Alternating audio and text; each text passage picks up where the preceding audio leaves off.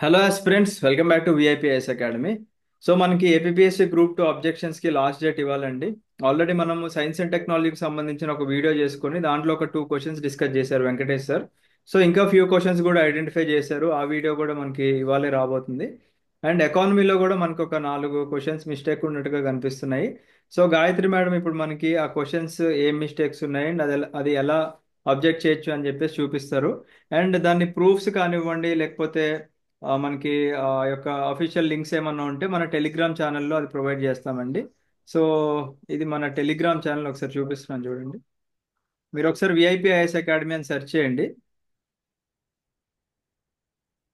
Give me second.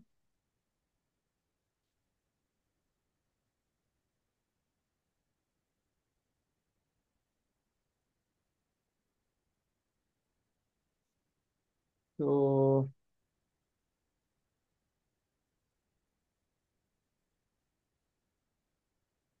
So ఏదో issue ఉంది అనుకుంటాను. సరే, విఐపి ఐఎస్ అకాడమీ అని సెర్చ్ చేయండి, మీకు మన టెలిగ్రామ్ ఛానల్ వస్తుంది. దాంట్లో మీరు ఈ ప్రూఫ్స్ అన్ని కూడా అవైలబుల్గా ఉంటాయి. ఎస్, ఇప్పుడు గాయత్రి మేడం మనకి డిస్కస్ చేస్తారు question paper. Okay, thank you Ashok sir. So economy paper remaining అన్ని పేపర్స్ తో కంపేర్ చేస్తే కొంచెం టఫ్ గా వచ్చిందని మనం చెప్పొచ్చు యాక్చువల్ గా.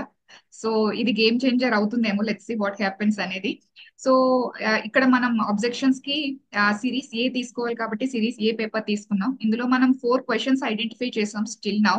సో అండ్ మోర్ ఓవర్ ఏంటంటే ఈ కాన్సెప్చువల్ క్వశ్చన్స్ ఏవైతే ఉన్నాయో ఈ కాన్సెప్చువల్ క్వశ్చన్స్ అనేవి ఆన్ అండ్ యావరేజ్ గా మంచిగానే పడ్డాయి. అండ్ మోర్ ఓవర్ మెరీ ప్రిలిమినరీగా ఉండే, అది కొంచెం డెప్త్ అడిగి ఉంటే సో బాగా ప్రిపేర్ అయిన స్టూడెంట్స్ కి ప్రిపేర్ అవ్వలేని స్టూడెంట్స్ కి హెచ్చు ఉండేదేమో అని నేను అనుకుంటున్నాను.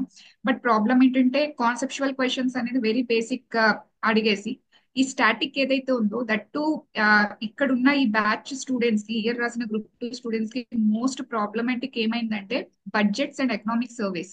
వీళ్ళకి నోటిఫికేషన్ రిలీజ్ చేసిన తర్వాత ఈ మధ్యలో elections and interim budgets release అయిపోయి ఆ తర్వాత ఎగ్జామ్ అనేది ఫిబ్రవరిలో జరగటం వల్ల మళ్ళీ ఒక జస్ట్ 20 days బ్యాకే మళ్ళీ వీళ్ళకి new economic surveys, new budgets, they have to read both the union budget and new economic survey of India and also వాళ్ళు AP budget and economic survey of AP కూడా. సో ఆన్ అండ్ యావరేజ్ గా వాళ్ళు literal గా 6 to 8 budgets and 6 to 8 economic surveys అన్ని చదవాల్సి వచ్చింది. ఎందుకంటే వీళ్ళు అలా కూడా అడిగారు, వాళ్ళు ఎక్కడ వదలలేదు, స్కోప్ అయితే ఆ, వదలలేదు. ఈవెన్ ఎవ్రీ బడ్జెట్ ని కవర్ చేసుకుంటూ ఒక్కొక్క బడ్జెట్ లో నుంచి ఒక్కొక్క క్వశ్చన్ ని వీళ్ళు అడిగేశారు. సో అన్ని బడ్జెట్స్ లిటరల్ గా ఒక స్టూడెంట్ గుర్తు పెట్టుకోవడం అనేది లిటరల్ గా చాలా టఫ్ టాస్క్ అనే చెప్పొచ్చు. So let's hope see. మనం 4 క్వశ్చన్స్ ఐడెంటిఫై చేసాము స్టిల్ నౌ. సో 4 క్వశ్చన్స్ మనం చూద్దాం. So let's come from the back. So 74th question, so total గా 75 క్వశ్చన్స్ కాబట్టి సో 74th క్వశ్చన్ చూద్దాం. సో ఈ screen is visible sir, Ashok sir screen yes yes, కనిపిస్తుందా? కొద్దిగా జూమ్ చేయండి మేడం. కొద్దిగా జూమ్ చేయండి. It's okay. యా, ఇప్పుడు కనిపిస్తుంది ఇప్పుడు పర్ఫెక్ట్. కనిపిస్తుందా sir? Okay. Okay. So annotate, one second.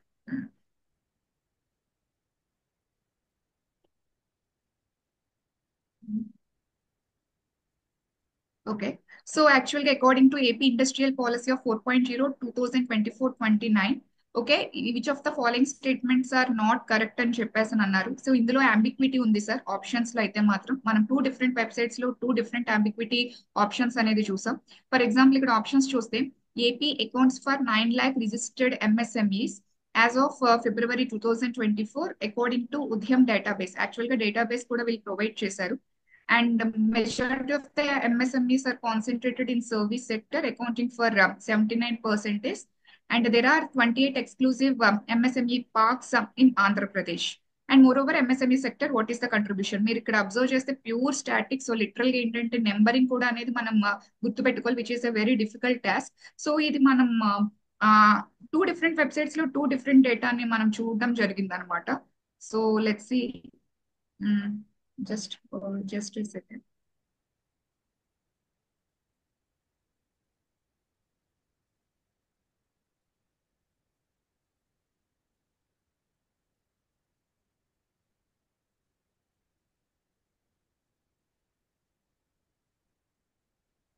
Open అవ్వట్లేదు.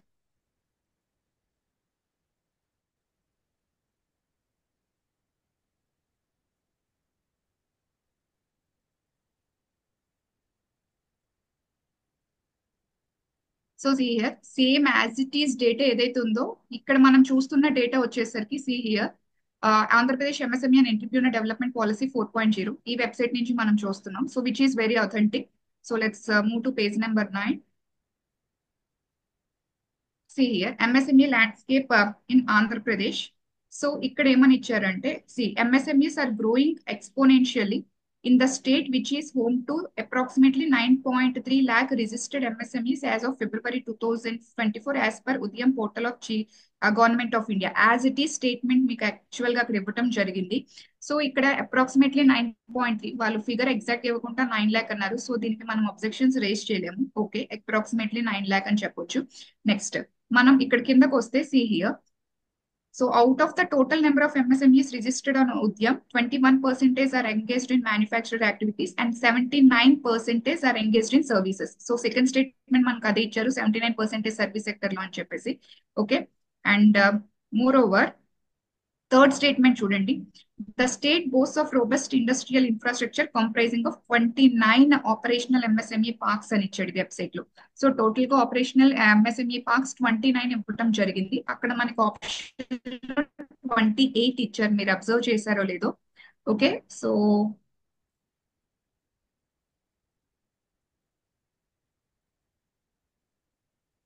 Wear is this paper?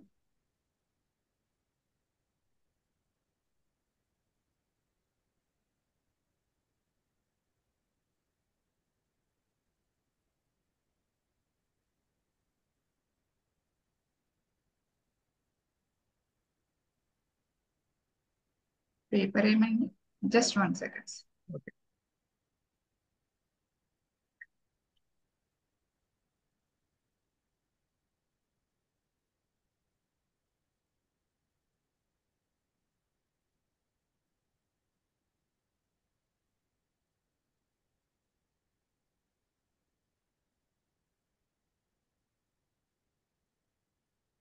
Okay, so ఇక్కడ see here there are 28 exclusive MSME parks in AP అని కనిపిస్తుంది. కానీ యాక్చువల్ గా ఆ వెబ్సైట్ లో అయితే 29 ఇవ్వడం జరిగింది. రిమైనింగ్ యాజ్ ఇట్ ఈస్ గా see here AP accounts for 9 lakh, కొన్ని అప్రాక్సిమేట్లీ అనుకున్నా 9 lakh registered MSMEs as it is ఇచ్చారు. So February 2024 according to Udyam database. And service sector ఇచ్చారు which is 79% as it is.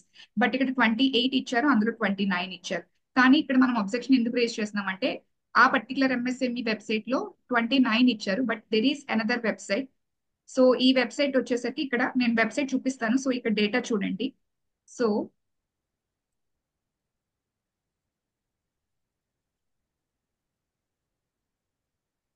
see here, third point. There are 28 exclusive MSME parks in Andhra Pradesh అని ఇవ్వడం జరిగింది. And this is also an official website. ఇది కూడా గవర్నమెంటే. So government డేటానే. So official which is launched by Andhra Pradesh electronics manufacturing policy of 4.0 2024-29. So like the options are ambiguity. So కొన్ని websites లో ఏంటంటే 29 ఇచ్చారు, కొన్ని వెబ్సైట్స్ లో ఏంటంటే 28 ఇచ్చారు. So there is a chance ఇది మనం అబ్జెక్షన్ రేస్ చేస్తున్నాం అనమాట. అండ్ ఫోర్త్ పాయింట్ వచ్చేసరికి ఇందులో నుంచి యాజ్ ఇట్ ఈస్ స్టేట్మెంట్ తీయడం జరిగింది ఈ వెబ్సైట్ నుంచి. వెన్ వి సీ హియర్ ఎంత కాంట్రిబ్యూట్ చేసింది అన్నదానికి సి.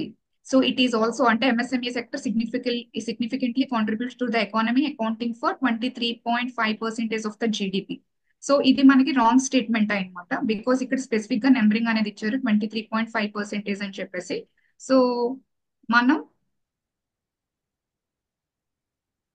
ఇక్కడ సి హియర్ 33.5% అని ఇవ్వడం జరిగింది అనమాట. So which is a wrong statement. So two different websites లో టూ డిఫరెంట్ డేటాస్. సో ఇక్కడ ఈ థర్డ్ ఆప్షన్ ఏదైతే ఉందో మనం ఈ థర్డ్ ఆప్షన్ అంబిక్విటీ అనేది ఉంది కాబట్టి so we will raise an objection here అనమాట.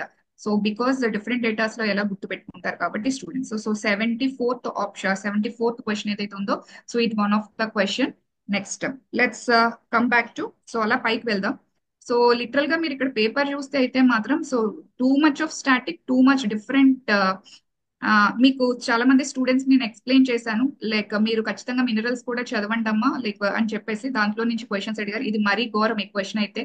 So Chandrababu Naidu government right no resume ఉందని చెప్పేసి 1999 లో తను రూల్ చేసినప్పుడు ఉన్న క్వశ్చన్స్ కూడా యాక్చువల్ గా ఇవ్వడం జరిగింది. సో లెట్స్ 45th క్వశ్చన్ వెళ్దాం డైరెక్ట్ గా.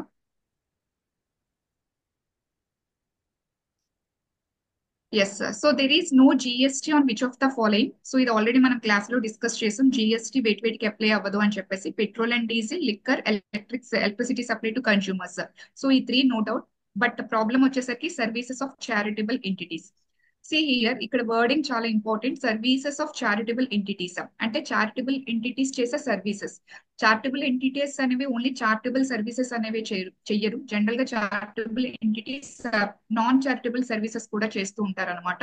కొన్ని వాటిలోనే మాత్రమే జిఎస్టీ ఎగ్జంప్షన్ అనేది, కొన్ని వాటికి జిఎస్టీ ఎగ్జంప్షన్ లేదు. ఇది మనం చెప్పట్లేదు. సో సిఆర్ గవర్నమెంట్ వెబ్సైటే చూద్దాం మనం డైరెక్ట్ గా. This website GST CR on charitable and religious test. So ఇది so central board of excise and customs. So it is then authentic source which collects GST అనమాట. వాళ్ళు ఏమని చెప్తున్నారో సి హియర్. ఈ point చదవండి. All services, third point, all services provided by such entities. ఇక్కడ entities అంటే charitable and religious test అనమాట. All services provided by such entities are not exempt. అన్ని కూడా ఎగ్జామ్ట్ అయిపోవు. In fact there are many services that are provided by such entities which would be within the ambit of GST. GST ambit లోకి certain activities అనేవి వస్తాయి అని చెప్పేసి చెప్తున్నారు. Okay, so charitable entities ఏంటంటే డిఫరెంట్ టైప్స్ ఆఫ్ సర్వీసెస్ ఇస్తారు. అన్ని services కూడా జిఎస్టీ ఎగ్జామ్షన్ లేవు. కొన్ని సర్వీసెస్ జిఎస్టీ ఎగ్జామ్షన్ ఉన్నాయి, కొన్ని సర్వీసెస్ జిఎస్టీ ఎగ్జామ్షన్ లేవు. అయితే ఏవేవి ఎగ్జామ్షన్ లేవు, ఏవేవి ఉన్నాయి అనేది సో ఈ యాక్ట్ కింద ఏంటంటే లేట్ డౌన్ చేయడం జరిగింది. ఇవన్నీ కూడా ఇక్కడ స్పెసిఫిక్ గా మెన్షన్ చేయడం. సో ఇక్కడ మనకి క్లారిటీ మెన్షన్ చేయలేదు కాబట్టి సో అక్కడ కూడా మనకి అంబిక్విటీ ఉంది. అండ్ మనం ఒకసారి ఆ క్వశ్చన్ పేపర్ చూసినట్లయితే ఫోర్త్ ఆప్షన్ లో సో ఇక్కడ జనరల్ గా మనకి 1, 2, 3 చాలా కాన్ఫిడెంట్ గా ఆన్సర్ చేయొచ్చు. సో సెకండ్ ఆప్షన్ లో సిసిఆర్ 1, 2, 3. సో ఇక్కడ అంబిక్విటీ ఉంది కాబట్టి మనం సెకండ్ ఆప్షన్ కూడా పెడతారు జనరల్ గా స్టూడెంట్ అనేవాడు. సో ఇక్కడ ఆల్ ఆఫ్ ద ఆప్షన్ అనేది అవ్వదు. సో 1, 2, 3 పెట్టొచ్చు అనమాట సర్టెనిటీతో. సో ఇది మనం అబ్జెక్షన్ రేస్ చేస్తున్నాం అనమాట. So 45th question. నెక్స్ట్ కొంచెం పైకి వెళ్తే 26th question.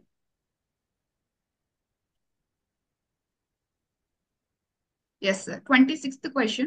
So, which of the following factors could potentially contribute to stagflation? So, already discussed chesam stagflation ante stagnation plus inflation ante inflation ఉంటుంది. At the same time, stagflation ante recession ఉంటుంది అనమాట, economic growth. It is an concept which challenges Phillips curve అని చెప్పాను. General గా Philips curve ఏం చెప్తుంది? Economic growth ఉంటుంది. ఎప్పుడు ఉంటుంది? ఇన్ఫ్లేషన్ ఉంటే ఖచ్చితంగా ఎకనామిక్ గ్రోత్ ఉంటుంది. అది ప్రపోర్షనల్ గా పాజిటివ్ ఆస్పెక్ట్ ఆఫ్ ఇన్ఫ్లేషన్ అని చెప్పాను. బట్ స్టాగ్ఫ్లేషన్ లో రెసిషన్ ఉంటుంది, బట్ ఇన్ఫ్లేషన్ ఉంటుంది. బెస్ట్ ఎగ్జాంపుల్ వచ్చేసరికి మీకు రీసెంట్ గా జరిగిన COVID-19. గ్రోత్ ఉండదు కానీ హై ప్రైసెస్ ఇన్ఫ్లేషన్ అనేది ఉంటుంది అనమాట. సో దానివల్ల ఇంపాక్ట్స్ ఏంటని అడిగాడు. Which of the following factors which potentially contribute to stagflation. ఏమేమి కాంట్రిబ్యూట్ చేస్తే? High inflation. స్టాగ్ఫ్లేషన్ లో హై ఇన్ఫ్లేషన్ ఉంటుంది. So due to increased government spending, ఇది రైట్ ఆప్షన్ అవుతుంది. Decline in industrial production because growth పడిపోతుంది, supply పడిపోతుంది. Sluggish economic growth ఉంటుంది. And decrease in aggregate demand. So employment opportunities అనేవి ఉండు, production తగ్గిపోతుంది కాబట్టి ప్రజల చేతిలో మనీ ఉండక డిమాండ్ కూడా క్రియేట్ చేయలేరు. సో దానివల్ల కన్స్యూమర్ స్పెండింగ్ కూడా పడిపోతుంది. హియర్ మనం ఆల్రెడీ డిస్కస్ చేసాం ఎకానమీలో.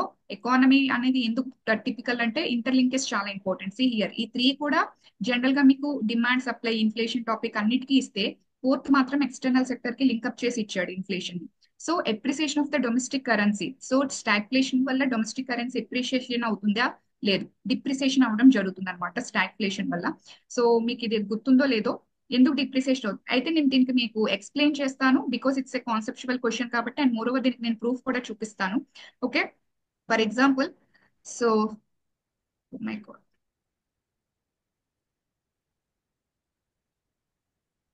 Just a second.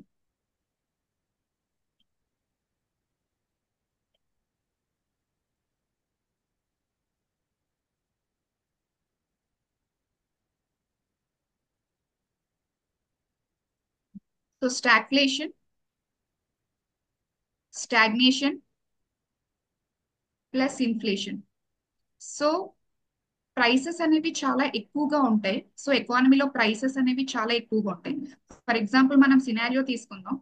సో మీకు చాలా సార్లు చెప్పాను, సినారియో తీసుకుంటే మీకు ఆప్షన్స్ ఎప్పటికీ రాంగ్ అవ్వవు అని చెప్పేసి. ఫర్ ఎగ్జాంపుల్ లెటెస్ట్ టేక్ ఇది ఇండియా అనుకుందాం అండ్ ఇది యుఎస్ఏ అనుకుందాం. ఇండియాలో ఒక పెన్ యొక్క ప్రొడక్ట్ అనేది 100 రూపీస్ అనుకుందాం. And latest take case like exchange rate అనేది $1 ఈక్వల్స్ టు 100 రూపీస్ తీసుకుంటున్నాం. సో ఇండియా నుంచి యుఎస్ఏకి 1 పెన్ అనేది వెళ్ళడం జరిగింది, ₹100. సో యుఎస్ వాడు $1 అనేది పే చేశాడు. సో ఓకే, ఇప్పుడు ఏం జరిగింది, మన ఎకానమీలో ఇన్ఫ్లేషన్ వచ్చింది, అంటే ప్రొడక్ట్ యొక్క ప్రైస్ పెరిగింది. సో ₹200 అయింది, but exchange rate as it is గా ఉంది అనుకుందాం. సో ఇప్పుడు అదే పెన్ ఎంత అవుతుంది, సేమ్ ప్రొడక్ట్ ₹200 అవుతుంది. సో దానికి $2 అనేది పే చేయాలి. సో దీనివల్ల ఏం జరుగుతుంది, సో ఎక్స్పోర్ట్స్ అనేవి తగ్గిపోతూ ఉంటాయి, బికాస్ మన ప్రొడక్ట్స్ అనేవి కాస్ట్లియర్ అవుతాయి. సో ఇన్ఫ్లేషన్ వల్ల మన ప్రొడక్ట్స్ చాలా కాస్ట్లియర్ అవుతూ ఉంటాయి. సో కాస్ట్లియర్ అవ్వడం వల్ల మన ప్రొడక్ట్స్ కి ఏమవుతుంది, సో డిమాండ్ అనేది తగ్గిపోతుంది. సో దానివల్ల ఏంటి, మన రూపీ ఎవరు కూడా ఇంటర్నేషనల్ మార్కెట్ లో కావాలని అడగరు. సో మన రూపీ డిప్రిసియేషన్ అవుతుంది. ఓకే, డిమాండ్ ఇది ఒక ఆస్పెక్ట్ లో మాట్లాడొచ్చు. అండ్ ఇంకొకటి ఏంటంటే, మన ఎకానమీలో అదే పెన్ ₹100 పడుతుంది, ₹200 పడుతుంది ఇన్ఫ్లేషన్ వచ్చిన తర్వాత. మేబీ మనం ఏం చేస్తాం, మన ఎకానమీలో ప్రొడక్ట్స్ బాగా కాస్ట్లియర్ అయినప్పుడు మనం ఇంటర్నేషనల్ మార్కెట్ నుంచి తెప్పించుకుంటాం. ఫర్ ఎగ్జాంపుల్ ఆనియన్ ప్రైసెస్ అవి చాలా ఎక్కువగా అయిపోయినప్పుడు ఏం చేస్తాం, ఇంపోర్ట్స్ తెప్పించుకునే వాళ్ళమని చెప్పండి. ఢిల్లీ గవర్నమెంట్ చాలా ఎక్కువగా చేసేది. సో ఇండియాలో ఆనియన్ ప్రైసెస్, టొమాటో ప్రైసెస్ అనేవి విపరీతంగా ఎక్కువైపోయినప్పుడు మనం ఫారెన్ మార్కెట్స్ నుంచి అవి ఇంపోర్ట్ చేయించుకునే వాళ్ళం, ఎందుకంటే మన దగ్గర ప్రైసెస్ చాలా ఎక్కువ, అవి మనకి చీపర్ గా వచ్చేస్తున్నాయి అన్నప్పుడు. సో మనకి ఇంపోర్ట్స్ అనేవి, ఇన్ఫ్లేషన్ వల్ల ఇంపోర్ట్స్ చాలా చీపర్ గా ఉంటాయి. ఎప్పుడైతే ఇంపోర్ట్స్ అనేవి మనకి చాలా చీపర్ గా ఉన్నాయో, సో మనం ఇంపోర్ట్స్ పెంచేస్తాం, దానివల్ల మనం డాలర్ కి డిమాండ్ అనేది పెంచేస్తాం. ఎప్పుడైతే డాలర్ కి డిమాండ్ అనేది పెంచేసిందో మన రూపీకి అగేన్స్ట్ గా అది పెరుగుతూ వెళ్తుంది, కాబట్టి అది కూడా డిప్రిసియేషన్. ఈ గ్రాఫ్స్ అని మీకు ఆల్రెడీ ఐడియా ఉంటుంది, నేను అంత టెక్నికల్ గా నేను వెళ్ళట్లేదు, బికాస్ ఆల్ స్టూడెంట్స్ కి అర్థం కావాలి కాబట్టి. సో ఈ కాన్సెప్ట్ మీకు ఓవరాల్ గా మీరు అప్లై చేస్తే డిప్రిసియేషన్ కాన్సెప్ట్ అనేది అప్లై అవుతుంది అనమాట. కానీ ఇక్కడ మనకి ఎప్రిసియేషన్ ఇవ్వడం జరిగింది వీళ్ళు. So appreciation of rupee, appreciation జరుగుతుందని చెప్పేసి అన్నారు. సో యాక్చువల్ గా ఇది రాంగ్. పోనీ దీనికి మీకు ప్రూఫ్ కావాలి అంటే జనరల్ గా let's see.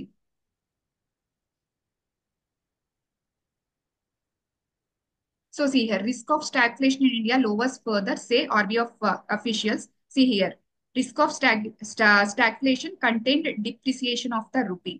So rupee depreciation అనేది జరుగుతుంది ఖచ్చితంగా, స్టాగ్ఫ్లేషన్ అనేది ఉంటే. ఈ కాన్సెప్ట్ ఇది మీకు అథెంటిక్ గా ఉండాలి అని నేను జస్ట్ ఇది చూపించాను కానీ, సో జనరల్ గా ఎవరికైతే ఎక్స్టర్నల్ సెక్టర్ మీద గ్రిప్ ఉంటుందో they can able to understand stagflation వల్ల రూపీ డిప్రిసియేషన్ అనేది జరుగుతుంది. ఓకే, సో ఫోర్త్ ఆప్షన్ అనేది జనరల్ గా మనకి రాంగ్ అవ్వడం జరిగింది అనమాట ఇక్కడ. So depreciation of the domestic currency కాదు, అది depreciation of the domestic currency. So D option అనేది అక్కడ రాంగ్. సో ఇక్కడ ఏం అవ్వాలి, ఏబిసి అవ్వాలి. సో ఇక్కడ ఏబిసి ఆప్షన్స్ లేవు. సో ఇక్కడ 4 ఆప్షన్స్ కూడా నాట్ అవైలబుల్ అనమాట. సో ఇది కూడా మనం అబ్జెక్షన్ రేస్ చేయొచ్చు. సో ఇది 26th క్వశ్చన్. అండ్ పైకి వెళ్తే 5th క్వశ్చన్. ఈ 5th క్వశ్చన్ చాలా చాలా చాలా టెక్నికల్ గా అడిగాడు. Which was the primary reason for the current account surplus in Q4 2023-24? Literally the toughest question అని కూడా చెప్పొచ్చు. అసలు 2023-24 డేటాని గుర్తుపెట్టుకోవాలి, అందులో Q4 స్పెసిఫిక్ గా క్వార్టర్స్ కూడా డేటా అడిగాడంటే ఇంకా చాలా కష్టం అవుతుంది. జనరల్ గా మనకి కరెంట్ అకౌంట్ డెఫిసిట్ లోనే ఉంటుంది, బట్ ఆ స్పెసిఫిక్ గా క్వశ్చన్ ఎందుకు అడిగాడంటే ఆ పర్టికులర్ క్వార్టర్ లో మనకి కరెంట్ అకౌంట్ సర్ప్లస్ జరిగింది అనమాట. ఆ సర్ప్లస్ ఎందుకు అయ్యింది దానికి రీజన్స్, జనరల్ గా నార్మల్ గా స్పెసిఫిక్ డేటాతో కాకపోతే ఇవన్నీ ఆప్షన్స్ అవుతాయి. మెర్చెంటైజ్ ఎక్స్పోర్ట్స్, ఎందుకంటే కరెంట్ అకౌంట్ ఎందుకు సర్ప్లస్ అవుతుంది, మేబీ ఎక్స్పోర్ట్ ఇంక్రీజ్ అయినప్పుడు, ఇంపోర్ట్ డిక్రీజ్ అయినప్పుడు, service exports maybe goods or services increase అవ్వచ్చు, లేకపోతే ఇంపోర్ట్స్ డిక్రీజ్ అవ్వచ్చు, లేకపోతే జనరల్ గా మనకి రెమిటెన్సెస్ అనేవి it is the highest remittance receiving country of the receiving country India. Okay, so first highest అనమాట. సో టాప్ కంట్రీ ఇండియా అనేది. So ఈ 4 ఆప్షన్స్ జనరల్ గా మనకి కరెక్ట్ అవుతాయి అనమాట. కానీ Q4 లో ఆ పర్టికులర్ 3 months లో వాట్ ఈస్ ద రీజన్, ఈ 4 కరెక్ట్ అవుతాయి, but what is the reason అనేది మనకి స్పెసిఫిక్ గా తెలియాలి. బట్ ఇక్కడ ప్రాబ్లం ఏంటంటే ఆల్ ద 4 ఆప్షన్స్ అనేది అక్కడ రైట్ అయింది. సో మనం ఏదైతే అనుకుంటాం ఆల్ ద 4 ఆప్షన్స్ అక్కడ రైట్ కూడా అయ్యింది. So see here, Indian brand equity foundation. So వీళ్ళు ఇది ఆర్బీఐ రిపోర్ట్ అమ్మా. ఓకే, సో ఇది ఆర్బీఐ రిపోర్ట్, వీళ్ళు ఏం చెప్తున్నారు. So see here, Chief Economist at ICRA, okay, Aditi Nair noted that the turnaround to a surplus in fourth quarter of financial year 24 from a deficit in the year-long period was mainly driven by a narrowing in the merchandise trade deficit. అంటే trade deficit తగ్గింది. ఎందుకు తగ్గింది? Because increase in exports and decrease in imports. And the net services receipt and private transfer receipts also contributed to the surplus. Net services receipt, private transfer receipts అంటే ఏంటి, ఇక్కడ మీకు service exports అనేవి పెరిగాయనే కదా, exports పెరిగితేనే కదా మనకి receipts వస్తాయి. And private transfer remittances గురించి మాట్లాడుతున్నారు అనమాట. కాంట్రిబ్యూటెడ్ టు ద సర్ప్లస్ అన్నారు, అంటే ఇక్కడ 3 కూడా యాక్చువల్ గా ఇవ్వడం జరిగింది during the 4th quarter. So different websites లో ఆల్ వెబ్సైట్స్ మనం తీసాం, ఎందుకంటే మనం స్ట్రాంగ్ గా ఉండాలి కాబట్టి. సో నెక్స్ట్ ఈ వెబ్సైట్ చూడండి. ఓకే, సో ఇది రిజర్వ్ బ్యాంక్ ఆఫ్ ఇండియా, ఇది కూడా ఆర్బీఐ రిలీజ్ చేసిందే. ఇందులో కూడా వీటి స్పెసిఫిక్ గా మెన్షన్ చేశారు డేటాతో. ఓకే, సర్వీస్ ఎక్స్పోర్ట్స్ 4.1% గ్రో అయింది. Okay, and C like 11.9% grow అయింది అనమాట ఇక్కడ private transfers. Okay, and more over ఇక్కడ డేటా కూడా క్లియర్ గా మనం అనాలిసిస్ చేస్తే ఏంటంటే all the data. Okay, so 3 factors కూడా కాంట్రిబ్యూట్ అవుతున్నాయి అని చూపిస్తుంది అనమాట ఇక్కడ. అది స్పెసిఫిక్ ఇక్కడ మెన్షన్ చేశారు, 4.5 సర్వీస్ ఎక్స్పోర్ట్స్ 4.5 ఇంక్రీజ్ అయిందని చెప్పేసి. Okay, and moreover where is this remittance అనేది 11.9 ఇంక్రీజ్ అయిందని చెప్పేసి. అండ్ మర్చెండైజ్ క్యాపిటల్ గురించి కూడా ఇక్కడ మాట్లాడారు. See here merchandise trade deficit ఏంటి 50 బిలియన్ నుంచి యాక్చువల్ గా 52 నుంచి లోవర్ అయిందని చెప్పేసి. సో 3 ఫ్యాక్టర్స్ కాంట్రిబ్యూట్ అవ్వడం జరిగింది. ఇవి మనం డిఫరెంట్ వెబ్సైట్స్ లో చూస్తే డిఫరెంట్ వెబ్సైట్స్ లో కూడా ద సేమ్ థింగ్స్ ఇవ్వడం జరిగింది అనమాట. This website I think so. Yes sir, ఇది బిజినెస్ స్టాండర్డ్. ఇది ఈ రోజు వచ్చిన పేపర్ అమ్మా, ఆ క్వశ్చన్ కి సంబంధించి. సి హియర్ ఇది బిజినెస్ స్టాండర్డ్ Feb 27, 2025 ఈ రోజు న్యూస్ పేపర్ లో వచ్చింది. ఆ క్వశ్చన్ కి సంబంధించి narrowing trade deficit, rise in remittances, aid current account surplus. So specific గా ఇక్కడ ఇచ్చాడు. సి హియర్ నేను highlight India's current account surplus అనేది ఫోర్త్ క్వార్టర్ లో అది same 2023-24 aided by merchandise trade deficit narrow అవ్వటం, రెమిటాన్సెస్ ఇంక్రీజ్ అవ్వడం and surplus in services trade, all the 3 contributed అని ఇచ్చారు. అది కూడా Crisil. So Crisil already credit agencies వీళ్ళు ఇవ్వటం జరిగింది అనమాట. ఓకే, సో దీన్ని బట్టి చూస్తే ఇక్కడ మనం దిస్ ఆప్షన్ ఏదైతే ఉందో. ఓకే, సో ఇక్కడ మనం యాక్చువల్ గా 4 ఆప్షన్స్ కూడా రైట్ ఆప్షన్స్ అవుతాయి అనమాట, not only second option. So 4 options right అవుతాయి కాబట్టి ఇది కూడా మనం అబ్జెక్షన్ రేస్ చేస్తాం. సో స్టిల్ నౌ ఈ 4 క్వశ్చన్స్ అయితే మనం అబ్జెక్షన్ రేస్ చేస్తున్నాం with authentic proof. So different websites లో డిఫరెంట్ అంబిక్విటీ ఉందని ప్రూవ్ చేసి మరి. Just a second.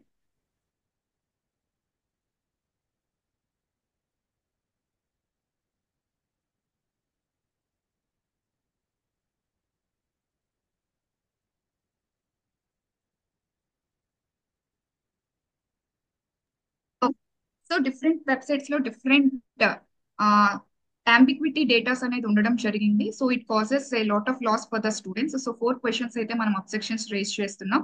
So still no ఇంకేమైనా ఉంటాయి. సో అబ్జెక్షన్స్ ఈవినింగ్ వరకు ఉంది కాబట్టి will work on it and will try our best to get more marks for the students. Thank you Ashok sir. Yeah, thank you madam. So students, ఇక్కడ మీకు తెలియాల్సింది ఏంటి అంటే Gayatri madam నిన్నటి నుంచి అంటే మన గ్రూప్ 1 క్లాసెస్ కూడా వదిలేసి, అంటే మన గ్రూప్ 1 స్టూడెంట్స్కి నిన్న చెప్పలేదు క్లాసెస్, ఇవాళ చెప్పలేదు. ఎందుకు అంటే మన గ్రూప్ 2 స్టూడెంట్స్ అందరికీ కూడా మళ్ళీ అబ్జెక్షన్స్లో హెల్ప్ అవ్వాలి అనే ఉద్దేశంతో మేడం ఆల్మోస్ట్ 2 డేస్ మనకి ఇక్కడ టైం స్పెండ్ చేసి మీకు ఇవన్నీ కూడా అన్ని క్వశ్చన్స్ కూడా మళ్ళీ క్రాస్ వెరిఫై చేసుకొని, ఇప్పుడు క్రాస్ వెరిఫై చేయడం అందరూ చేస్తారు, కాకపోతే అథెంటిక్ ప్రూఫ్స్ అనేది దొరకడం చాలా కష్టం అవుతుంది. కాబట్టి మేడం మీకోసం చాలా హార్డ్ వర్క్ చేశారు. సో కింద కమెంట్ సెక్షన్లో కూడా ఖచ్చితంగా మేడంకి థ్యాంక్స్ చెప్పండి అందరూ కూడా.